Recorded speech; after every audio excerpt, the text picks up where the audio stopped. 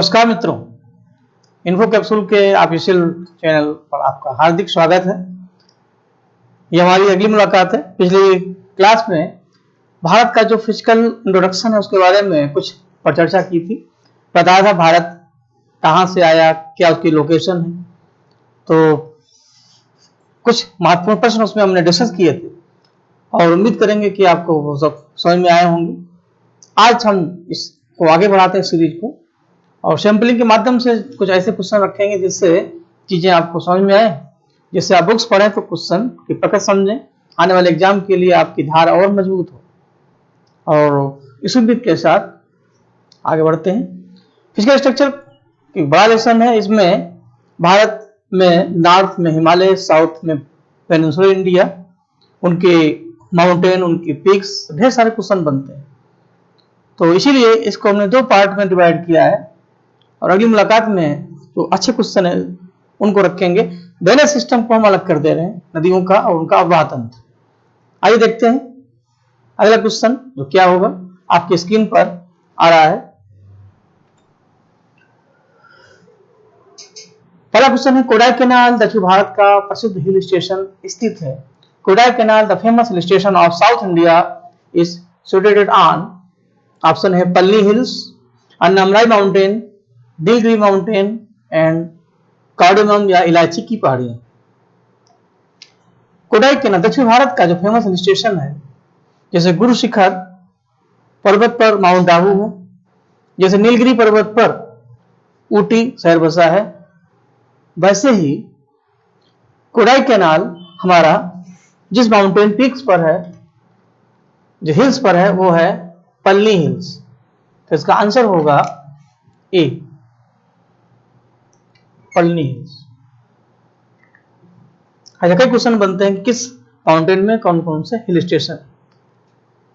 आगे अगला अच्छा क्वेश्चन है, जोजिला पास कनेक्टेड जोड़ता है कश्मीर से तिब्बत, नेपाल एंड तिब्बत, लेह एंड कश्मीर, लेह और उरी सेक्टर। हिमालय में कई पास हैं और साउथ इंडिया में भी कई पास हैं, और पास वो सेक्शन है जो दो स्थानों को आपस में कनेक्ट करते हैं। और इस आधार पर जम्मू कश्मीर में जोजिला एंड बोर्जिला, हिमाचल प्रदेश में सिपकिला, सिक्किम में जेलेफला जैसे पास, अरुणाचल प्रदेश में बोमडिला पास मिलते हैं।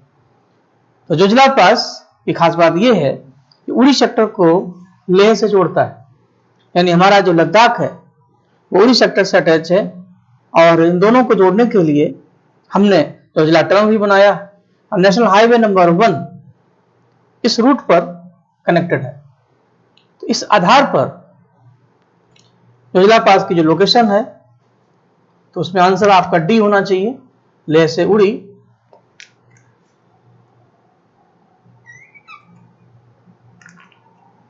और बाकी इसमें ये थोड़ा बहुत समझाने की गुंजाइश है, वो हम देख लेते हैं।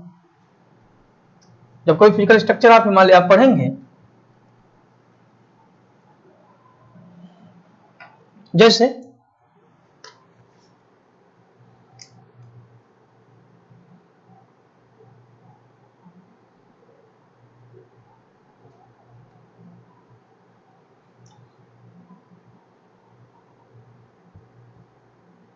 आपका कश्मीर है,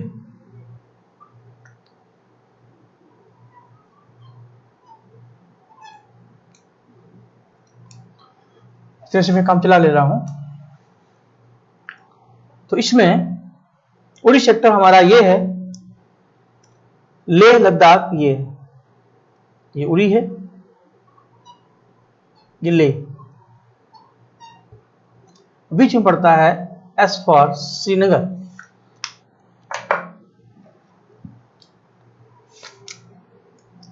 ये हमारा ग्रेट हिमालय,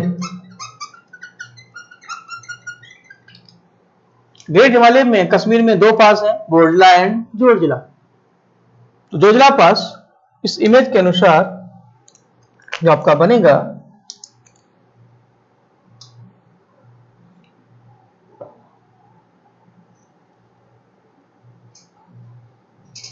वो कुछ ऐसे बनेगा।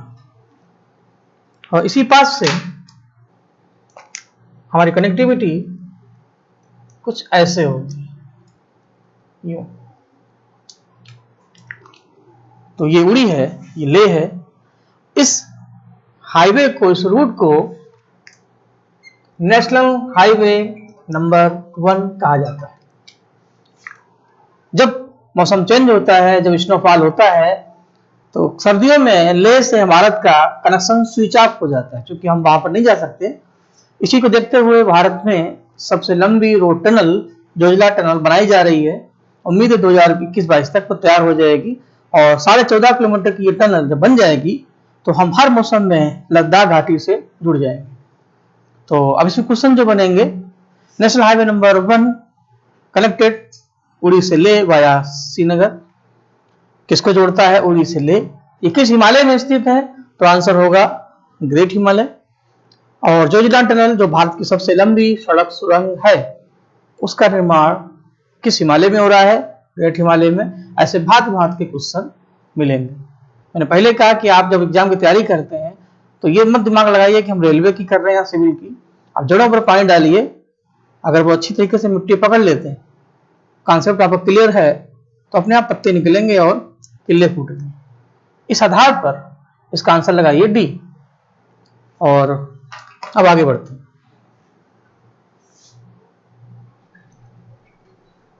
अगला क्वेश्चन देखिए तब तक।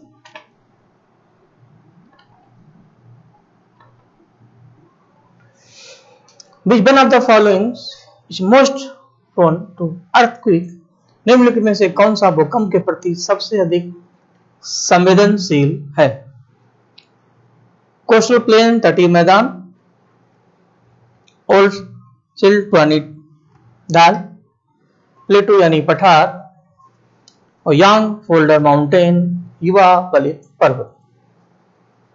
भूकंप आने की संभावना सबसे अधिक वहां पर होती है जहां सबसे अधिक प्लेटों में सेंसिटिविटी हो।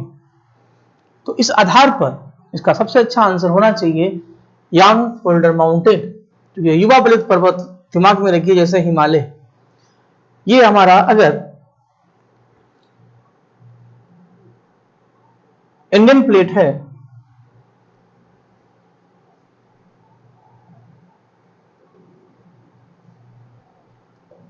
और हिमालय हमारा अगर ये है, तो इंडियन प्लेट जैसे जैसे गोंडवाना से अलग होकर के हमारे अंकारा लैंड से अटैच हुई, तो इस एरिया में सबसे अधिक सेंसिटिविटी बनी। दो बर्तन आपस में जब हम टकराते हैं तो टन की आवाज आती है। आज इंडियन प्लेट, इसको बोलते हैं इंडिक प्लेट, और लारेशिया प्लेट के दबाव में जो एक सी था जिसको हम 33 सी बोलते थे, वो हमारा हिमालय बना। इसको जिस तरीके से समझिए, ये आपका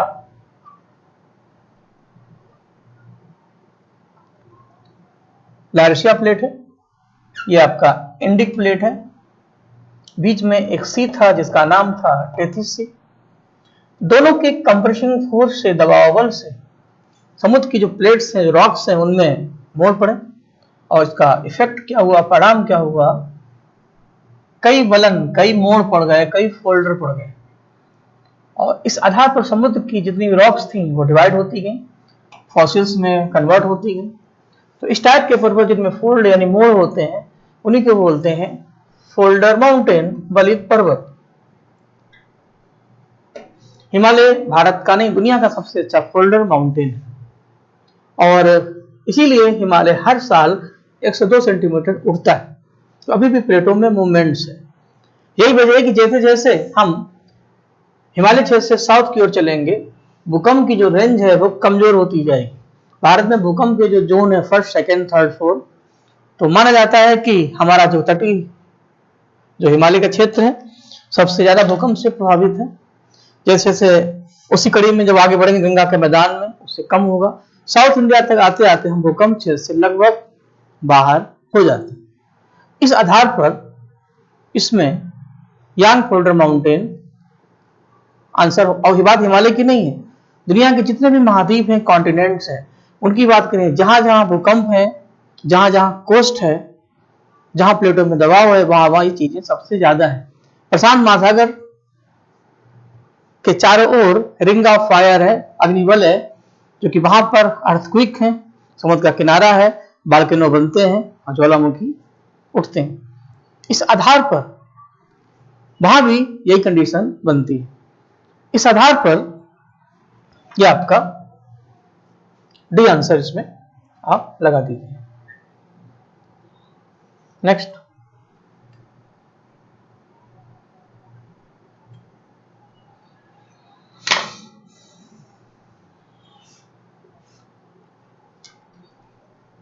विंध्य पर्वत किस वर्ग से संबंधित है? The Vindhya belong to which class of mountain? Block mountain, बलित पर्वत, folder mountain, volcano and residual यानी अवशिष्ट पर्वत।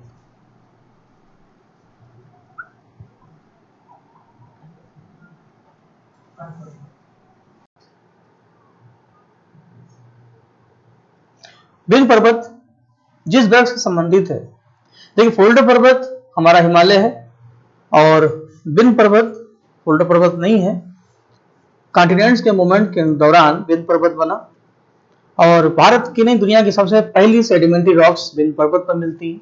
समुद्र के जितने भी निक्षेप हैं उसके जो रेसिडुअल मटेरियल है जो आगे चल करके चट्टानों में दब गए, उनके फॉसिल से, मलबे से लाइमस्टोन, सैंडस्टोन, बलुआ पत्थर, चूना पत्थर जैसी चट्टानें बनी। तो इस आधार पर विंध्य पर्वत को हम ब्लैक पर्वत की श्रेणी में रख सकते हैं।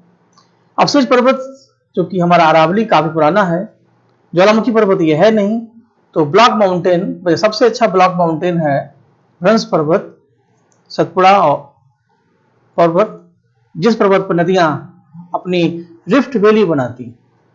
तो विंध्याचल पर्वत को हम ब्लॉक माउंटेन की श्रेणी में रख सकते हैं। तो इसका आंसर होगा ए। आगे बढ़िए।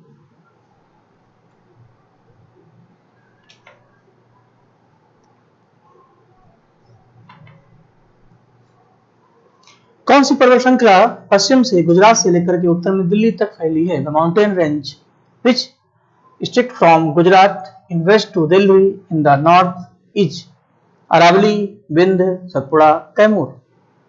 तो इसका आंसर होगा अरावली पर्वत।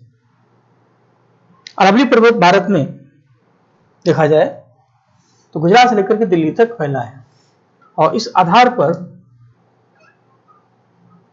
ये भारत की अगर फिजिकल बाउंड्री है तो ये अरावली पर्वत है जो गुजरात, राजस्थान, हरियाणा, दिल्ली तक समेटे हैं और भारत का सबसे ओल्डेस्ट रेसिडुअल माउंटेन है, जिसको राजस्थान में जरगा की पहाड़ी, कहीं इसको पारसनाथ की पहाड़ी कहते हैं, कहीं इसको रायसीना हिल दिल्ली में इसको बोलते हैं। तो यह पर्वत जो लगभग 800 किलोमीटर के आसपास है, इसकी सबसे ऊंची पीक है गुर शिखर जो राजस्थान में स्थित है। इस पर्वत से कई नदियां निकलती हैं जैसे लूनी, साबरमती, माही और बनास। तो इसका आंसर होगा ए। नेक्स्ट,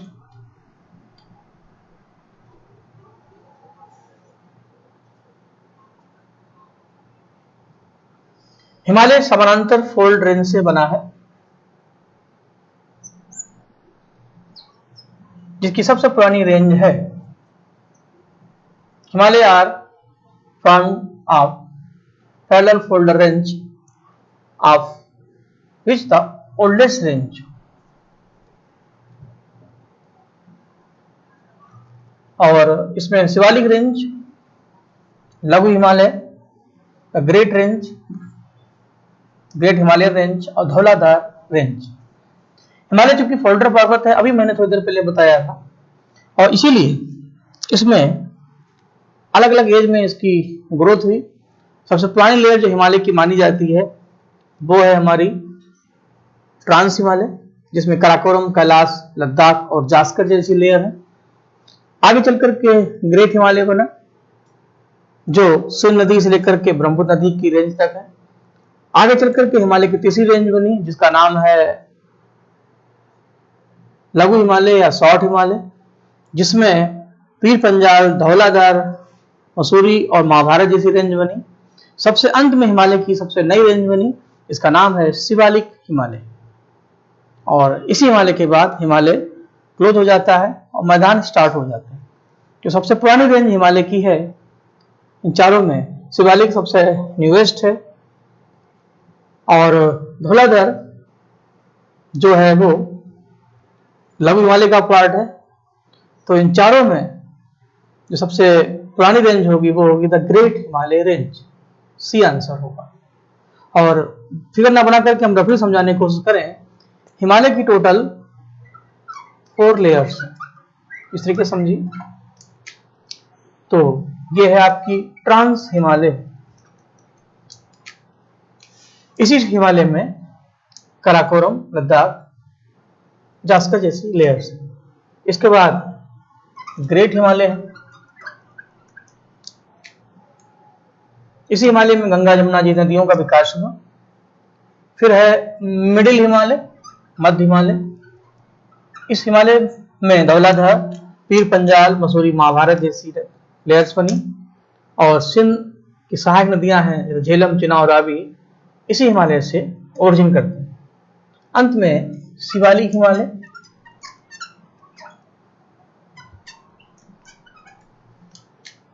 और इसके बाद हमारे प्लेन मैदान शुरू हो जाते हैं। तो इसमें चूंकि ट्रांस हिमालय का ऑप्शन ही नहीं दिया है, तो आंसर हो जाएगा इसका ग्रेट हिमालय। ठीक भाई, आगे।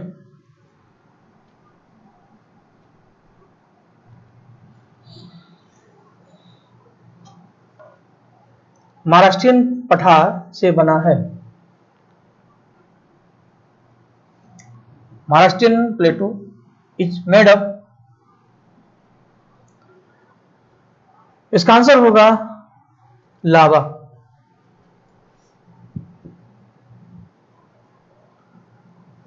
जहां महाराष्ट्र है,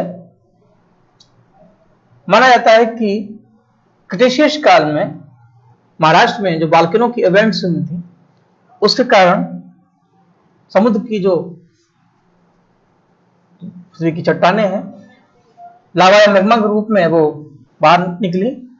और इन चट्टानों को हम ग्रेनाइट, बेसाल्ट रॉक बोलते हैं। ग्रेनाइट रॉक्स ये आग्नेय रॉक्स हैं जो मैग्मा से बनती हैं। और इस आधार पर माना जाता है कि महाराष्ट्र में जो भी चट्टाने हैं उनका बेस है लावा। और इस क्षेत्र में दक्कन ट्रेप का एरिया बना। ये आपका अगर भारत है तो इस पूरे हिस्से में क्रिटेशियस पीरियड में वॉल्केनो इवेंट हुई, ज्वालामुखी घटनाएं घटी। वो मैग्मा इस एरिया में निकला। माना जाता है पृथ्वी के अंदर जो मैग्मा है, अगर वो बाहर निकलता है उससे चट्टान बनती है, उसको बोलते हैं बेसाल्ट। अंदर जो रॉक्स बनती है उसको बोलते हैं ग्रेनाइट। तो ये बेसाल्ट रॉक्स फॉर्म में हुआ। धीरे धीरे रॉक्स टूटती गई, मिट्टी में कन्वर्ट हो गई, वही लावा मिट्टी में बदल गया। इस पूरी एरिया में ब्लैक सॉइल का क्षेत्र बना। इसलिए ब्लैक मिट्टी को बोलते हैं लावा मिट्टी, रेगुर मिट्टी, बेसाल्ट मिट्टी। तो इसीलिए क्रिटेशियस काल में ये पठार बना। लावा इसका बेस है। इसका आंसर होगा डी।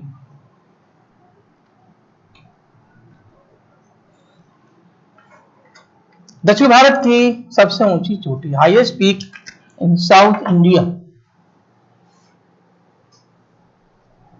साउथ इंडिया की सबसे हाईएस्ट पीक है अनाईमुडी, जो अन्नामलाई, अनाईमुडी जो अन्नामलाई पर्वत श्रृंखला में स्थित है। जबकि Doda Betta highest peak of Nilgiri mountain, Nilgiri की सबसे ऊंची पीक है। और साउथ इंडिया की वो सेकेंड हाईएस्ट पीक है। तो दक्षिण भारत की सबसे ऊंची पीक है सी, अनाईमुडी।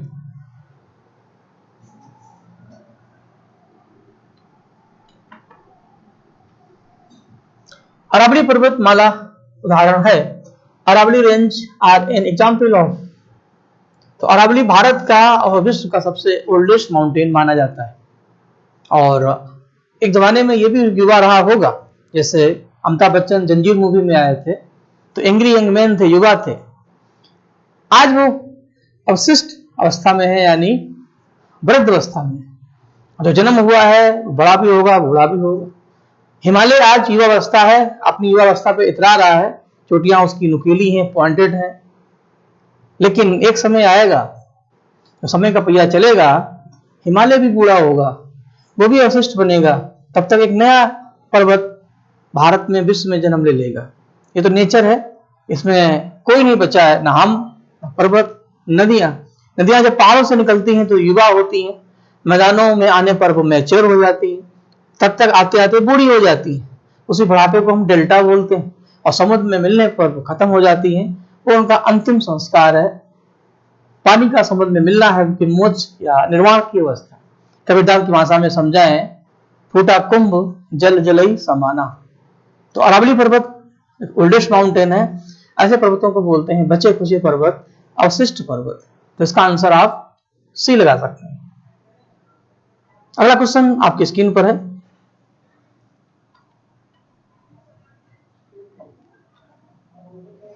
निम्नलिखित में से कौन सा दर्रा भारत के बाहर स्थित है? Which of the following mountain pass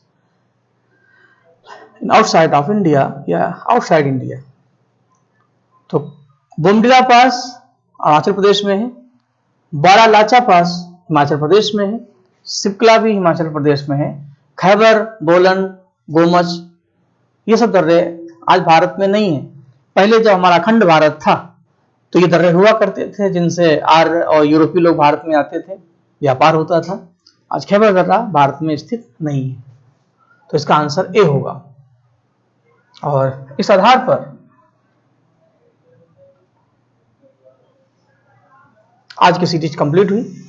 इस लेसन को भी हम कंटिन्यू करेंगे, अगली बार कुछ अच्छे प्रश्न और लाएंगे, जहां समझाने वाला सेक्शन और वहां समझाएंगे, और आप का जो काम है करते रहें, देखते रहें, जो डाउट है उनको क्लियर करते रहें। चीजें अच्छी लगती हैं तो अच्छे कमेंट करें, दोस्तों को दिखाएं, शेयर करें, सब्सक्राइब करें। अपना ध्यान रखें। नमस्कार।